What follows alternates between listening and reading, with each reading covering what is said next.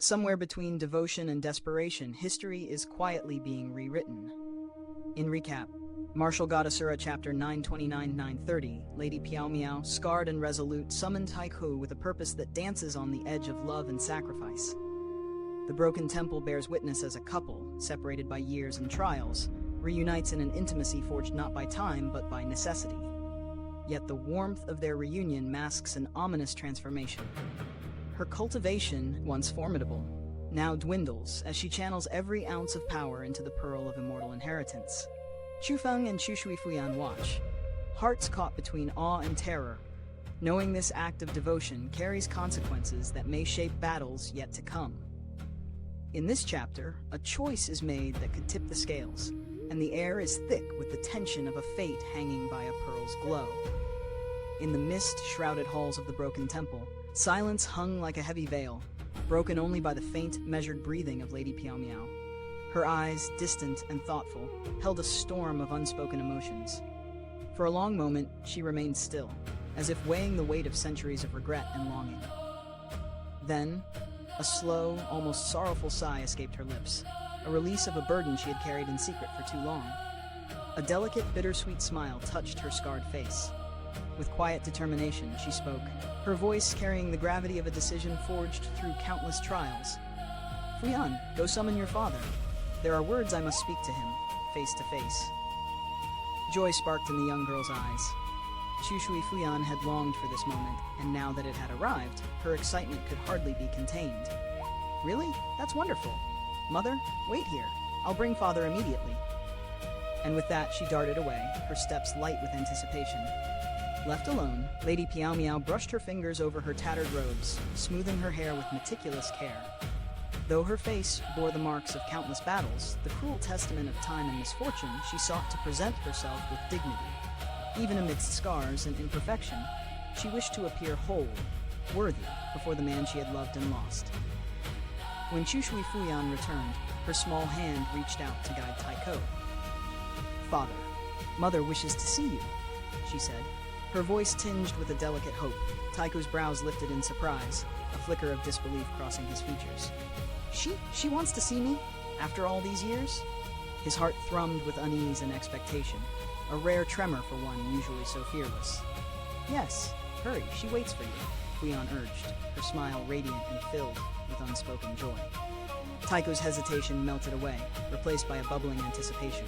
He leapt forward, landing carefully with his single leg. Usually he would have soared through the air, but today even the act of flight was set aside, for his nerves tethered him firmly to the ground. Feng watched in quiet amusement. The old warrior, who had faced death countless times without flinching, now moved with the careful caution of a man before someone he held dear. A smile tugged at Feng's lips. Fear, he realized, was not always born of danger. Sometimes it was born of love. He knew the sensation well, a respect, a care, a desire to tread softly so as not to harm those whose hearts one treasured. Moments later, Taikou returned from the temple, his face alight with a joy that no age could dim. Youthful and unguarded, his smile was a beacon of pure delight. "Feng, come quickly. My wife has something she wishes to say to you both," he called, his voice vibrant with the warmth of reunion. The word wife fell easily from his lips, carrying a weight of history and reconciliation. Years of separation had vanished between them, replaced by the quiet certainty of shared love. Feng's gaze met Fuyan's, and together they stepped inside, guided by the familiar harmony of old bonds renewed. Inside, Taikou moved with tender attentiveness, draping garments over Lady Piaomiao's cross-legged form. The scene spoke not of estranged lovers reunited, but of a couple weathered together through countless storms. No awkwardness lingered here, only a profound, natural companionship. Lady Piaomiao lifted her gaze as the others entered. She caught sight of Taikou behind her, his smile gentle and approving. Within her eyes flickered a quiet resolve, a decision wrought from years of struggle and unspoken longing. A sudden rush of wind stirred the temple as Lady Piaomiao crossed her hands, her palms tracing ancient sigils. Her eyes closed, and the air around her quivered, charged with an energy that defied comprehension. Her cultivation surged, then began to plummet in a cascade of shocking rapidity. Rank 4 Martial King. Rank 3 Martial King. Rank 2 Martial King. Rank 1 Martial King. Rank 9 Martial Lord. In the blink of an eye, Lady Piaomiao's formidable power, once that of a Martial King, diminished to nothingness, leaving her aura bare. Feng and Fuyan froze, terror and awe mingling in their eyes. Yet Taikou's expression remained serene, calm as one who had anticipated this unfolding. Then, with a whisper of wind, Lady Piaomiao opened her mouth and released a luminous pearl, no larger than a mortal's fist. It hovered, glowing faintly, pulsating with a strength that resonated deep within the bones of those who beheld it. Feng's heart surged. This was no ordinary artifact. The pearl held the essence of Lady Piaomiao's martial cultivation, condensed and transmuted. Every drop of her power, her years of dedication, had converged into this single, radiant orb. My immortal transference mysterious technique, Lady Piaomiao explained, her voice soft yet unwavering, was designed for this.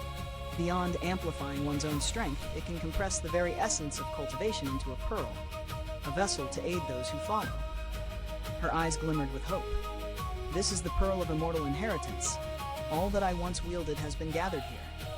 Its power now is that of a rank 4 Martial King, though its potential may yet grow if wielded wisely. Perhaps through it you may confront Xianxia. Feng recoiled instinctively. Lady Piaomiao, I cannot accept this, he protested. The weight of the responsibility striking him with fear, he pushed his pearl away, trembling with reverence. Listen carefully, she urged, her tone firm yet warm. To burn one's cultivation is to tread a forbidden path. Without this, I shall never ascend further. My power would fade, and I would become as powerless as any mortal. Better that it be forged into this pearl, to lend you strength when fate demands it. You must save Ziling and the others. You must reclaim the Misty Peak. As I swore to my master, it would not fall to others. Her gaze softened, her usual coldness replaced by gentle determination. At this moment, you are the only one who can act. Do you understand my meaning? Feng's chest tightened with resolve. I understand, he said quietly, fully grasping the weight of her sacrifice. Time, it seemed, had not merely claimed Lady Piaomiao's cultivation. She had willingly transformed it into a beacon of hope, a weapon to be wielded by the living. Through this final act, she created a chance where none had existed before. A chance for vengeance, for salvation, for the reclamation of all that had been lost. In that moment, the Pearl of Immortal Inheritance was not merely a relic, it was the embodiment of her will, her love, and her undying hope. Listen closely, for not all who walk the path of martial cultivation live to see the dawn. Today, our tale begins with a perilous choice, one that could tip the scales between life and unimaginable suffering. Feng's eyes glimmered with a fierce resolve, cutting through the dim light of the chamber. Before him hovered the legendary Pearl of Immortal Inheritance, a treasure steeped in power beyond mortal reckoning. Lady Piaomiao's voice, soft yet edged with stern warning, broke the tense silence. You are clever, Feng, but do not be naive. The power within this pearl is not easily grasped. Even if you succeed in refining it, its strength is fleeting. Once the time runs its course, its essence will depart your body, and the backlash, its agony, will test the limits of your endurance. It is a pain almost beyond bearing. Feng's jaw tightened. I understand. If it means saving Ziling, reclaiming Misty Peak, and avenging you, a mere pang of suffering is nothing. His determination radiated like fire, unwavering and absolute. Though Tantai had vowed to deal with Xianxia, Feng knew better than to rely on her alone. She was a martial lord of rank 9, formidable yet not omnipotent. He did not know the full extent of her arsenal, nor whether she could overcome Murong Mingchen, whose strength alone was enough to unsettle the boldest warriors. In the realm of martial arts, it was said, rely not on others when your own skills may suffice. Feng's path was clear. If there was even a sliver of hope, he would act himself, shouldering whatever peril lay in his way. Ziling and the others were not merely comrades, they were the blood and heart of his world. Lady Piaomiao's eyes softened, a rare warmth breaking through her usual poise. I knew I was right about you, she said. Then, with gravity, she continued, but Feng, this pearl cannot be refined by just anyone. Only those who cultivate the immortal transference mysterious technique can unlock its true potential. And that technique, it is forbidden to be taught, inscribed eternally upon the mysterious technique tablet in Misty Peak. To wield it, you must first master the art itself, and to do so, you must infiltrate Misty Peak.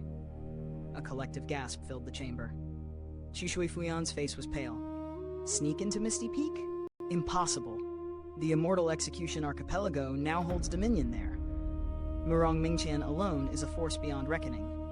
How could anyone approach the tablet, let alone cultivate the technique before it? Her voice trembled with dread. The danger was palpable, a shadow suffocating the room. Lady Piaomiao's gaze never wavered. It will be treacherous, yet fortune favors the bold. There remains a chance if you are willing to risk everything. Chu Feng's heart thumped with anticipation. Senior Piaomiao, do you have a plan? His voice was firm, unwavering. I do, she replied, her tone grave, but it is a gamble that could cost you dearly.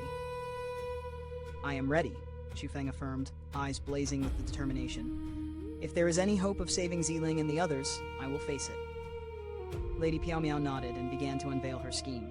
First, you must disguise yourself. Your transformational mask will not suffice. Against Murong Mingtian and Xianxia, discovery would mean instant death. Instead, there exists an alteration pellet left behind by my master, within my cosmos sac. Consume it, and your visage will be unrecognizable. Fuyan handed Chu Feng the pellet, her hands trembling slightly. Mother, even with this, he still cannot approach the tablet itself, she warned. Lady Piaomiao raised a finger. Then we must employ another measure. From her sack, Fuyan retrieved an old mud jar, worn yet emanating a profound aura. Chu Feng's eyes widened as he peered into it, and his heart skipped. Inside swirled the consciousness of a woman he once thought lost forever. Yafei, Murong Shun's fiancée, whom he had witnessed die in the depraved ravine. Yet here she was, preserved in a vessel of sheer mystic will. What is this? Chu Feng's voice was thick with disbelief. I foresaw her importance, Lady Piaomiao said softly. When Murong Shun struck her down, I preserved her consciousness. Your success in mastering the immortal transference mysterious technique will hinge upon her. Chu Feng's mind reeled. I don't understand. She is the granddaughter of the first immortal of the Immortal Execution Archipelago, Lady Piaomiao explained. His love for her surpasses his loyalty to his own sect. Should he believe she perished at the hands of Murong Shun, he would be consumed by rage. But if you bring her consciousness to him and offer a path to revival, he will likely aid you. Fuyan's concern was immediate. And if he betrays him once Chu Feng enters Misty Peak? Lady Piaomiao's expression hardened. Yafei remains within our control. The first immortal will not gamble with his granddaughter. But make no mistake, the risk is immense. Were success guaranteed, there would be no danger at all. Chu Feng, eyes fixed on the jar, leaned forward. Then we proceed. If the first immortal is at the former headquarters, meeting him should be possible. Lady Piaomiao motioned him to pause. Not yet. Every step must be calculated. Murong Mingqian may outwardly favor Murong Nikong and the others, but they are mere pieces on his board. Trust is a luxury no one enjoys in Misty Peak. Even if the first immortal grants you entry, reaching the mysterious technique tablet is another trial entirely. To succeed, you must risk everything. Only then will the immortal transference mysterious technique yield its secrets. Chu Feng's breath caught in anticipation. A gamble, one that can make or break everything? Lady Piaomiao's voice was low, resolute, heavy with destiny. A gamble of life and death, of triumph and ruin. Are you prepared to cast your fate upon it? And so, beneath the flickering shadows of the chamber, Chu Feng's resolve burned brighter than ever. Ahead lay peril, cunning, and the deadly embrace of Misty Peak. But for love, for loyalty, and for vengeance,